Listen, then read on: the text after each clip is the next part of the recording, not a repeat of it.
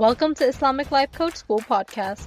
Apply tools that you learn in this podcast and your life will be unrecognizably successful.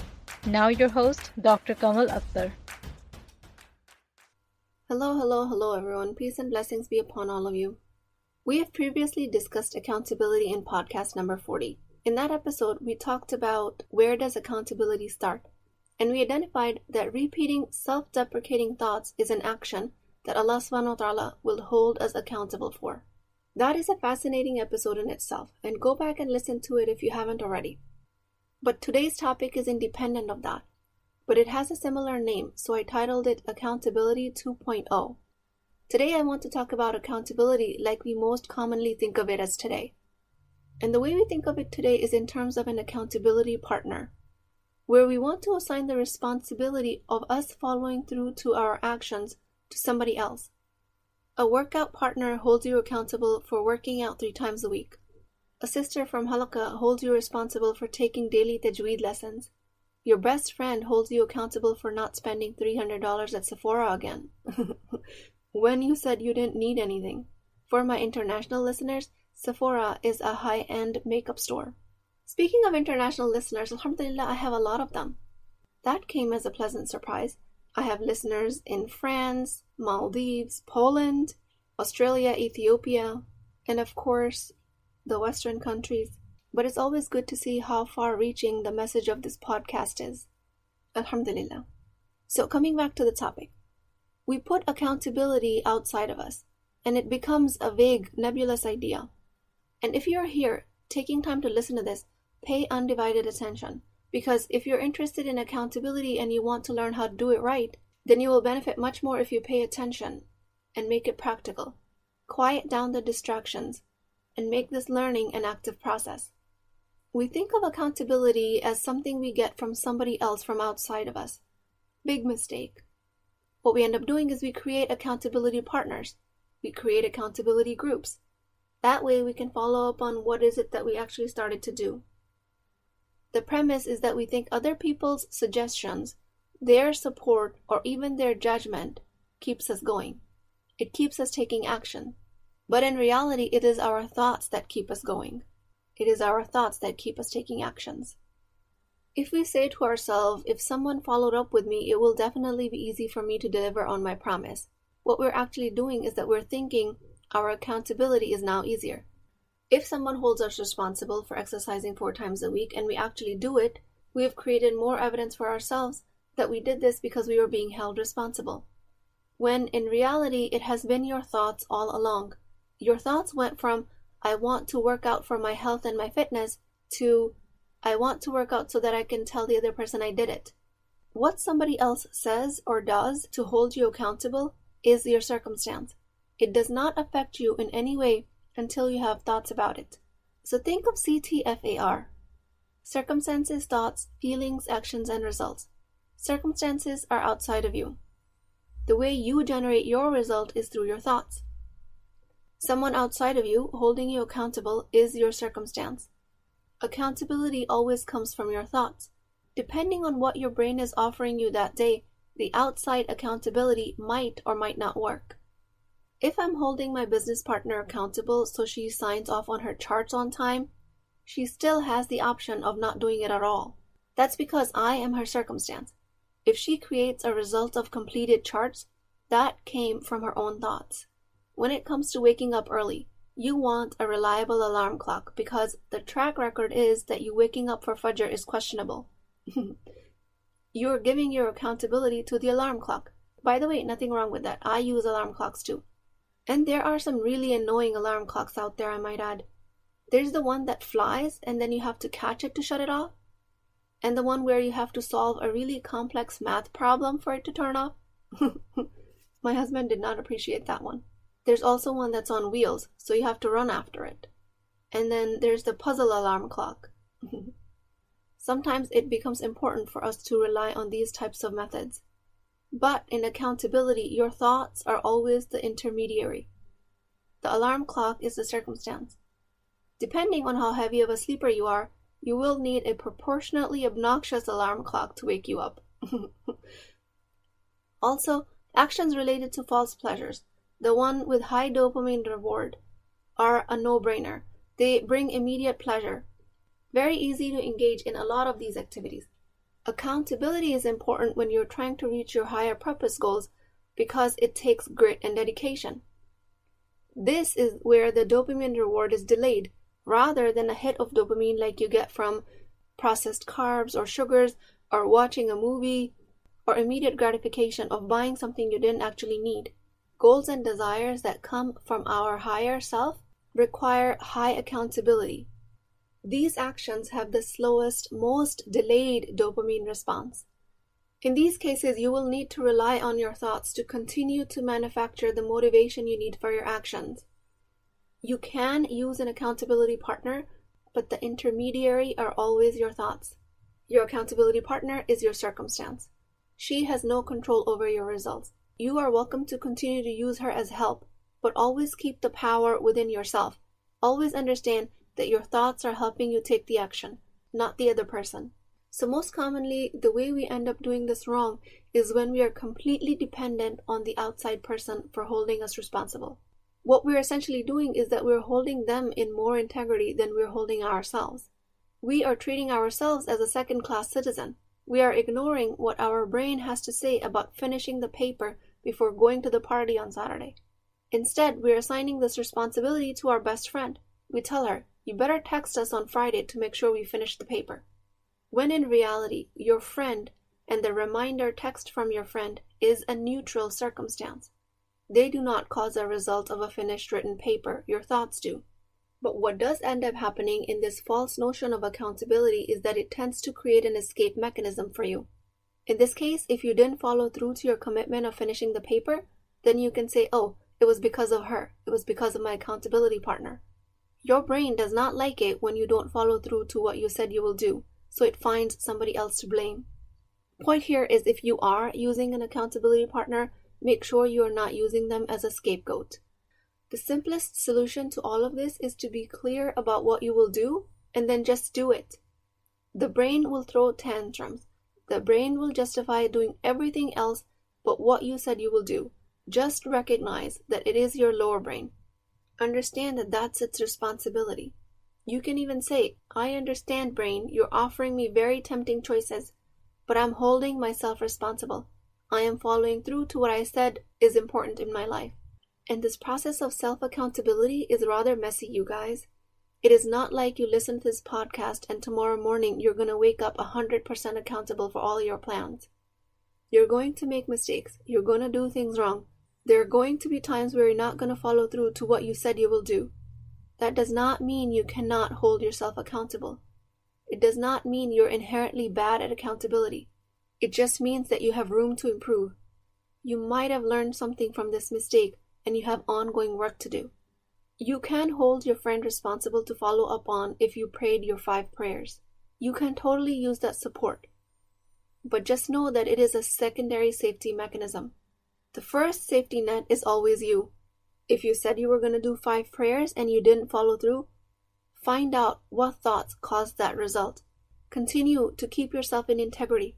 Examine what went wrong. What will you do differently next time? Say, "I'm learning this process," rather than saying, "I can't be held accountable. I can't trust myself." When you enroll in my Stop Emotional Eating in 6 Months or Less program, a lot of times I unintentionally become your accountability partner. And I don't mind doing that. I love helping you guys create your results of weight loss. But I am not the main source of your accountability. Your brain is. If you don't learn self-accountability, then what do you think happens when you're finished with the program? I'll tell you what happens. Old patterns will re-emerge, and you will have the tendency to blame either me or the program.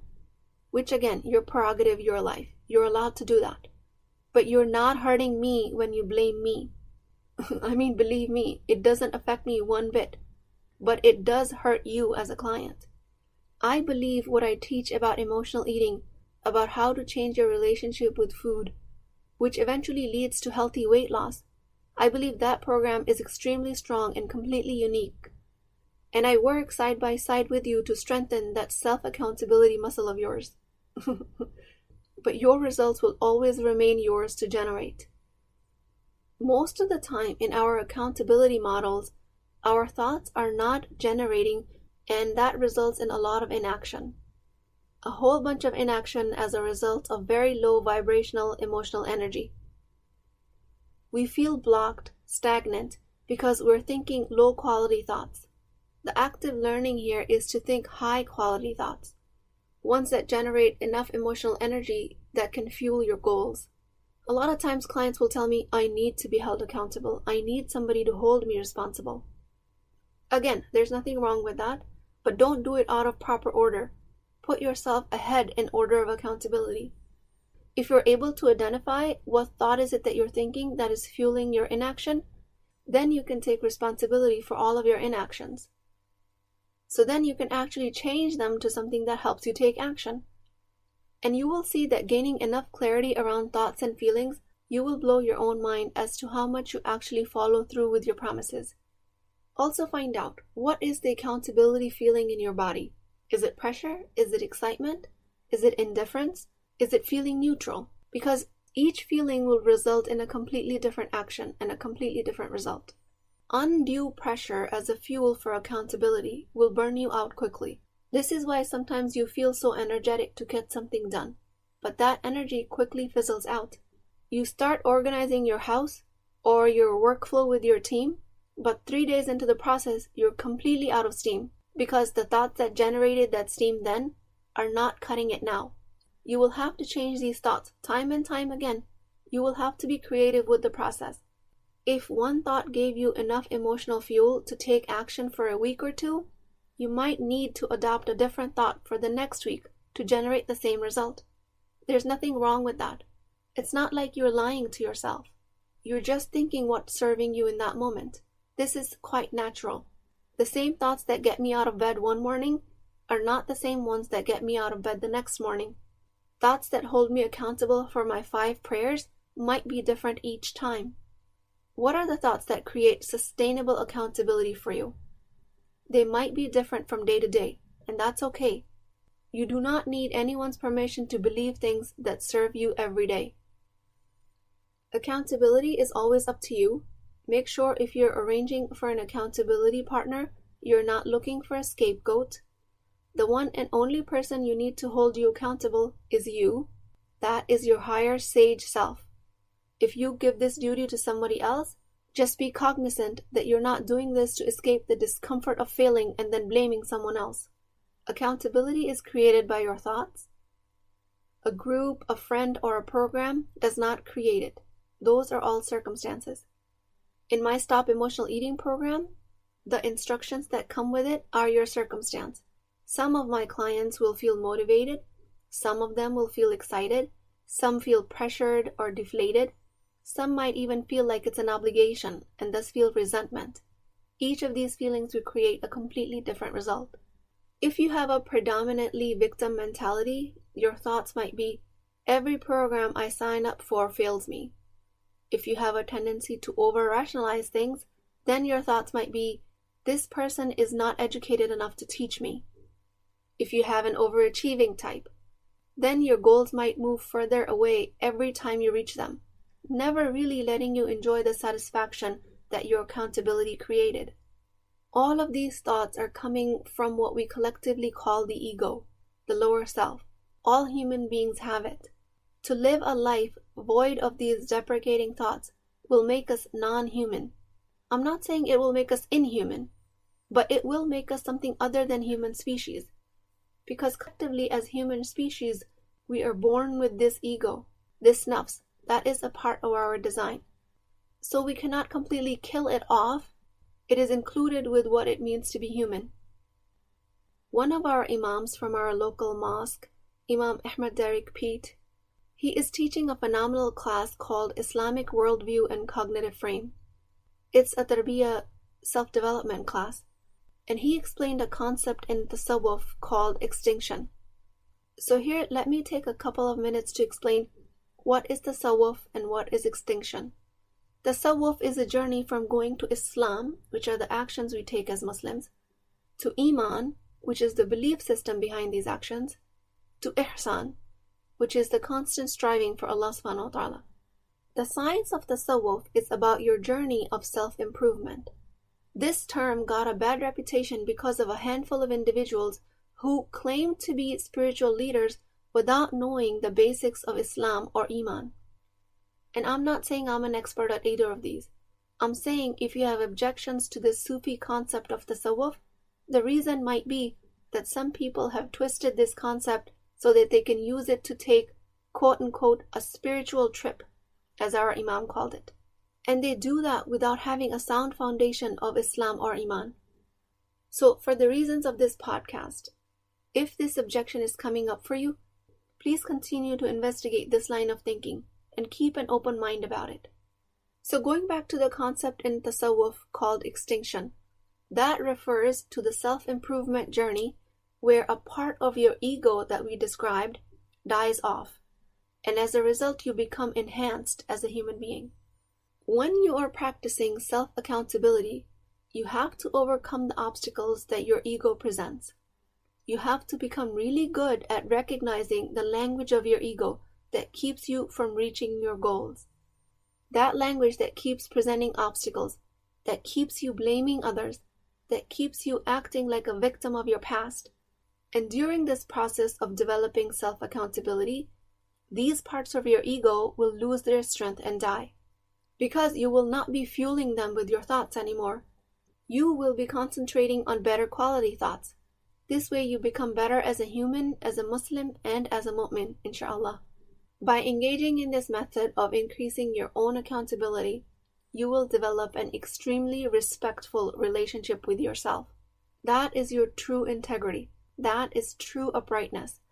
Accountability is a strong part of your human nature. Stop looking for it outside of you.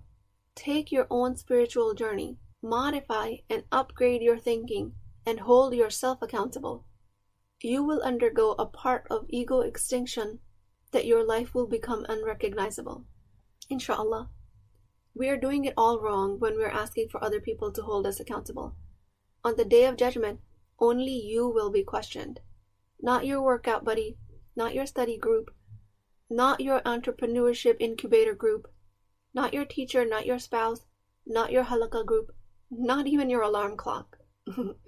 Even shaitan that presents hyper-rationality, the victimhood, the overachieving thoughts as your very own thoughts, even he will wash his hands off of you. Start holding yourself accountable. It's fine if you make a mistake. It's fine if it falls through the first time or the second time. Do it horribly. Do it wrong. Let it be messy, but start doing it. And then keep doing it. That's the practice that needs our active attention. This process will lead to part ego extinction. Not complete ego extinction, because that is not possible in this world, but part of it at least. And it is my effort through this podcast and my coaching through Islamic Life Coach School to help you eliminate as many parts of this ego as possible. Because while you might not be able to eliminate it completely, you will get far enough in the process that you birth a completely different version of you, a version that is content and serene. You can use other people's support, no doubt about that, but make sure you're not giving them too much power over your results, because that will trip you up. Listen to this concept and apply it in the upcoming weeks. Don't just consume information. With that, I pray to Allah subhanahu wa ta'ala to help us in the process of part ego extinction. O Allah, help us eliminate the parts of our nafs that keep us from recognizing your design. O Allah, help us eliminate beliefs that keep us dependent on other people, dependent on worldly things. Help us see that all we need in this process is your path, revelation of the Quran and the Sunnah of the Prophet sallallahu alaihi wasallam. O Allah, help us act like upright Muslims so we can reach the level of ihsan. Ameen ya Rabbul Alameen. Please keep me in your du'as. I will talk to you guys next time. If you're interested in getting coached by me, I'm offering a very affordable opportunity to do that with Wisdom Wednesdays. This is not a course, not a lecture. This is an opportunity for live coaching, real change with Islamic adab and etiquette. You do not need more information. You actually need a space to create change.